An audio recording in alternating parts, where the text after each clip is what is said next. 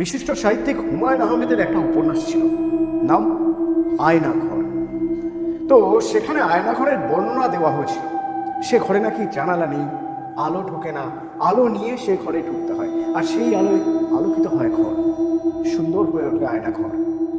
স্বপ্নের এই আয়নাঘরের ছবি বাংলাদেশের মানুষের মনে কতটা আঁকা রয়েছে বলা মুশকিল। কারণ আয়নাঘর শব্দটা বলতে বা শুনতে গেলেও তাদের অনেকের মনে ভয়ে বা স্বাভাবিক ঘৃণা হয়। বাংলাদেশের সবচেয়ে চর্চিত, ঘৃণিত, ভয় মিশ্রিত, কলঙ্কিত শব্দের নামই হলো আয়নাঘর।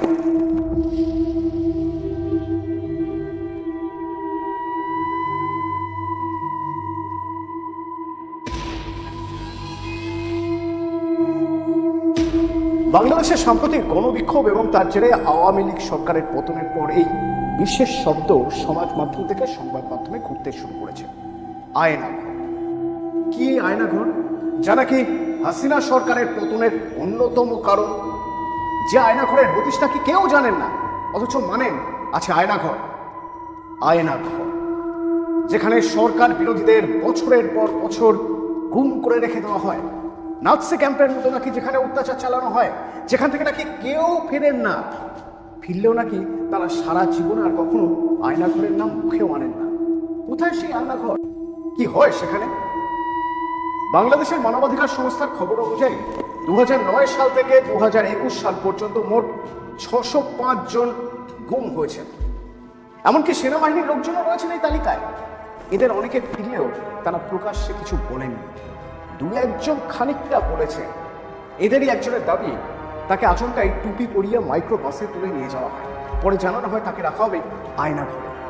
আরেকজন বাংলাদেশ সেনাবাহিনীরই, একসময় তিনি বীরত্বের জন্য সম্মান পেয়েছিলেন, তাকেও রাষ্ট্রবিরোধী কাজের অভিযোগে গুম করে দেওয়া হয়েছিল, রাখা হয়েছিল আয়নাঘরে, যে ঘরে অনেক উপর থেকে ঝোলে একটা কম পাওয়ারের বাল্ব, টানা চলে একটা বড় বিরাট বড় এক্সস্ট ফ্যান, যাতে বাইরের কোনো শব্দ ভিতরে না পৌঁছয়।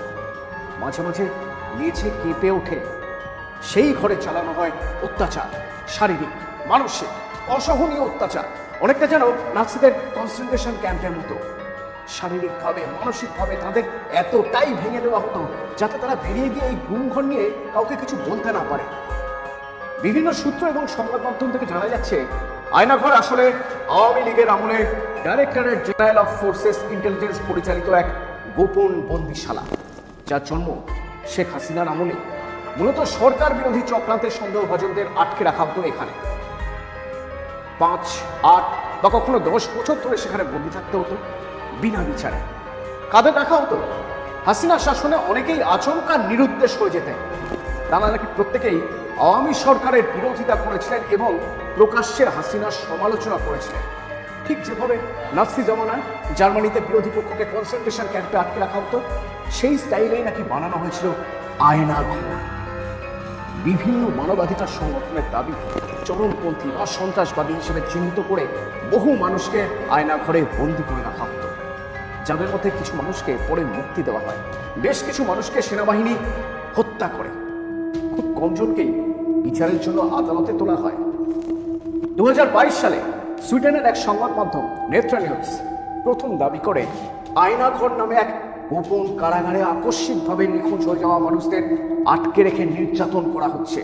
আর ওই সংবাদ সংস্থার আরও দাবি, বাংলাদেশের কাউন্টার টেরোরিজম ইন্টেলিজেন্স ব্যুরো এবং ডিজিএফআই আয়নাঘরের দায়িত্বে রয়েছে। কিন্তু কোথায় আয়নাঘর? সরকারি হিসেব বলছে শুধু ঢাকাতেই নাকি 23টি কারাগার আছে। এর মধ্যে কোথায় আছে সেই গুমঘর?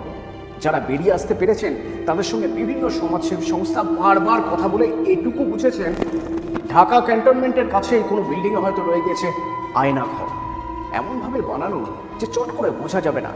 এক্সস্ট ফ্যানের শব্দে, বাইরের কোনো শব্দ থেকে এলাকাটা কোথায় তা জানার সুযোগও নেই। কিন্তু বন্দীরা মাঝে মধ্যে কম্পন অনুভব করতেন, মানে আশপাশে কোথাও বিমানবন্দর বা বিমান ঘাঁটি রয়েছে। বাইরে থেকে নাকি বাড়িটির অস্তিত্বই পাওয়া যায় না, চট দিয়ে ঢাকা থাকে, আর ভিতরে চলে নারকীয় অত্যাচার, আওয়াজ চাপা দিতে বড় বড় এক্সস্ট ফ্যান।